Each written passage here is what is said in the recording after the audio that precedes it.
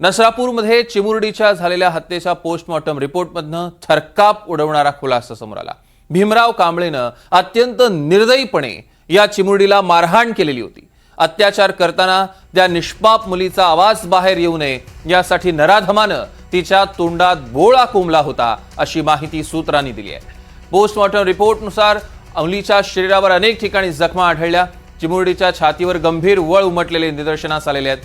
तिचा मृत्यू गुदमरून झाला की आणखी काही याचं नेमकं कारण शोधण्यासाठी अंतर्गत अवयवांचे नमुने राखून ठेवण्यात आले।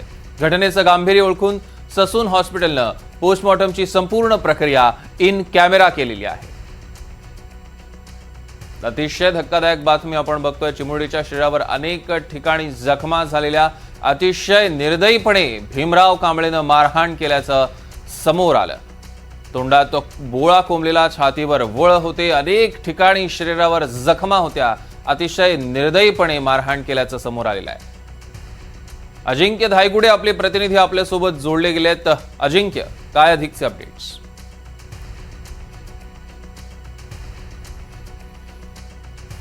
नसरापूरमधील 3.5 वर्षीय चिमुकलीवर अत्याचार आणि खून प्रकरण झाल्यानंतर या चिमुकलीवर पुण्यातील ससून रुग्णालयात शवविच्छेदनाची प्रक्रिया पार पडली आणि या शवविच्छेदनाचा प्राथमिक अहवाल जो आहे तो पोलिसांना प्राप्त झालेला आहे। आणि हा शवविच्छेदनाचा प्राथमिक अहवाल जो आहे तो अत्यंत चीड आणणारा आहे।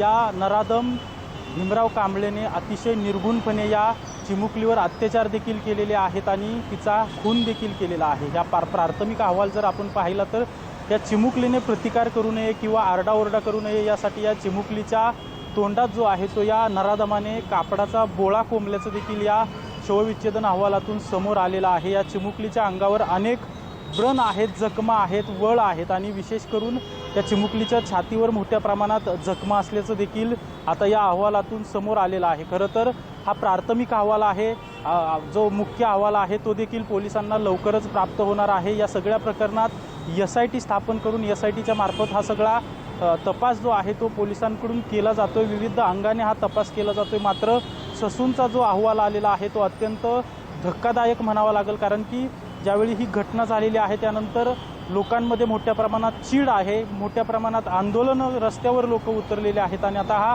अहवाल जो समोर आलेला आहे तो देखील अतिशय क्रूरपणे या चिमुकलीवर अत्याचार देखील केले गेले आणि अतिशय क्रूरपणे या चिमुकलीची हत्या देखील केली गेलेली आहे। प्राथमिक अहवालानुसार या चिमुकलीच्या तोंडात जो आहे तो कापडी बोळा कोंबल्यामुळे या चिमुकलीचा श्वास देखील कोंडल्याचं समजतंय। खरं तर अधिकचा तपास जो आहे तो पोलिसांकडून केला जातोय। ससूनकडून देखील या प्रकरणाचा जो अहवाल आहे तो तातडीने बनवण्याचं काम सुरू आहे। जो अंतिम अहवाल आहे तो देखील पोलिसांना लवकरात लवकर सादर केला जाईल। मात्र या सगळा प्राथमिक अहवाल आल्यानंतर या सगळ्या गोष्टीमुळे लोकांकडून चीड व्यक्त केली जाते आणि कशाप्रकारे हा नराधम जो आहे तो सराईत गुन्हेगार आहे आणि या नराधमाने या चिमुकलीची कशाप्रकारे अत्याचार केलं चिमुकलीवर आणि कशाप्रकारे हत्या केलेली आहे ते देखील आता समोर आलेले आहेत आणि हे सगळे पुरावे जे आहेत ते पोलिसांच्या मार्फत फास्ट ट्रॅक कोर्टात सादर केले जातील। सौरभ, अजिंक्य, यावर लक्ष ठेवून असा त्या संदर्भातले अपडेट्स आम्ही तुमच्याकडनं घेऊ। तुर्तास धन्यवाद। आणि याच राक्षसी कृत्यांवर आता त्याच्याच कुटुंबियांची प्रतिक्रिया आलेली आहे। भीमराव कांबळेंच्या कुटुंबियांनी प्रतिक्रिया दिली आहे। भीमराव कांबळेनं जिथं बाळाची हत्या केली आहे त्याच जागेवर त्याला ठेचून ठेचून मारा, अशी संतप्त प्रतिक्रिया भीमरावच्या पत्नी आणि मुलानं दिली आहे। तर त्याला फाशी किरकोळ आहे, त्याला जाळलं पाहिजे, अशी मागणीही त्याच्याच कुटुंबियांनी केली।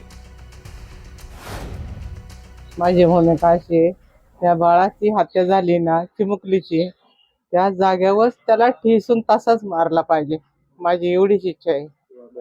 मला त्याचं तोंड सुद्धा बघायचं नाही, अजिबात नाही।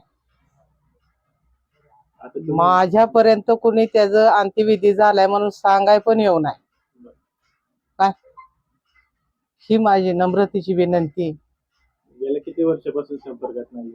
10 वर्ष झाली। आता तुमची हीच मागणी की त्यांना कठोर शिक्षा व्हावी, कठोर कोर्ट शिक्षा व्हावी, फाशीच झाली पाहिजे।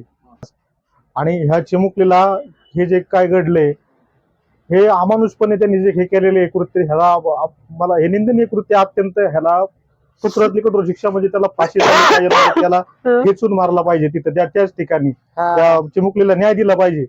आज माझी बाची तशीच ती आहे मला. हा माझ्या बहिणीच्या किती 11 मला माझे बाचे आहेत. हा मला खूप वाईट वाटले अत्यंत.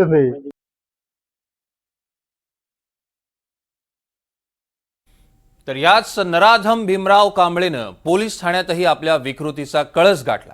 आरोपीला आपल्या केलेल्या कृत्याचा कोणताच पश्चाताप नाहीये समोर येत आहे. पोलीस तपासात आरोपी कोणताही सहकार्य करत नाही हे आता समोर आलंय. यापूर्वी तो 2दा जेलमध्ये राहून आलाय. सराईत आहे तो. पोलिसांची दिशाभूल करण्याचा भीमराव कांबळे प्रयत्न करत असल्याची माहिती आहे.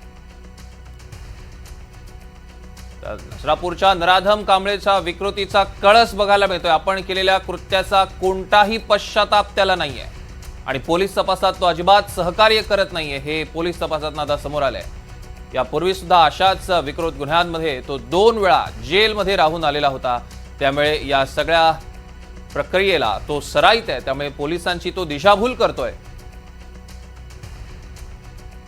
सूत्रांकडनं आपल्याला ही माहिती आपल्यापर्यंत पोहोचते. आरोपी कोणत्याही पद्धतीचे तपासात सहकार्य करत नसल्याची पोलिसांची माहिती. त्या नसरापूरमधील पीडित मुलीला गाय आणि वासरू खूपच आवडायचं आणि त्यामुळेच ती गोठ्यात गेली. पोलीस आयुक्त अमितेश कुमार यांनी कुटुंबाची भेट घेतल्यानंतर वडिलांनी आपल्या मुलीची आवड सांगितली. 2 दिवसांपूर्वीच एका गायीला वासरू झालं होतं आणि तेच पाहण्यासाठी ती गोठ्याकडे गेली अशी माहिती पीडितेच्या वडिलांनी दिली. पोलीस आयुक्त अमितेश कुमार यांनी पीडित मुलीच्या आई वडिलांची भेट घेतली. त्यांना धीर दिलेला आहे आणि आरोपीला कठोरात कठोर शिक्षा होईपर्यंत आम्ही तुमच्या सोबत आहोत. तुम्हाला कधी काही सांगायचं असल्यास कळवा असं अमितेश कुमार म्हणाले. तर आपण बघतोय की या प्रकरणातली एक मोठी अपडेट. अमितेश कुमार यांनी स्वतः जाऊन भेट घेतलेली आहे. मुलीच्या आई वडिलांची भेट घेतली आणि त्यांना धीर दिलेला आहे आणि आरोपीला कठोरात कठोर शिक्षा होईपर्यंत आम्ही तुमच्या सोबत आहोत. तुम्हाला कधीही काही सांगायचं असेल तर आम्हाला कळवा असं अमितेश कुमार म्हणाले.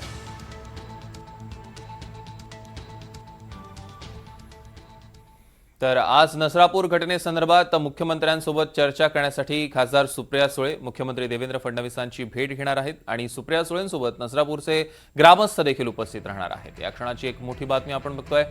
खासदार सुप्रिया सुळे आणि आज मुख्यमंत्री देवेंद्र फडणवीसांची भेट. नसरापूर घटनेसंदर्भात मुख्यमंत्र्यांसोबत चर्चा करणार आहेत सुप्रिया सुळे आणि सुप्रिया सुळेंसोबत नसरापूरचे काही ग्रामस्थ सुद्धा असतील. तर याच निर्घृण हत्येच्या निषेधार्थ परभणीच्या मानवत येथे विविध सामाजिक घटकांकडून मूकमोर्चा काढण्यात आला. मोर्चात मोठ्या संख्येनं मानवतकरांनी सहभाग नोंदवला. खटला जलद गती न्यायालयात चालवावा आणि पीडित कुटुंबाला न्याय द्यावा अशी मागणी यावेळी करण्यात आली.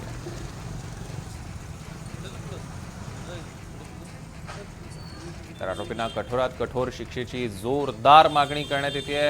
नसरापूर घटनेच्या निषेधार्थ ठिकठिकाणी मोर्चे निघतायत. मानवत मधला मुख मोर्चा आपण बघतोय.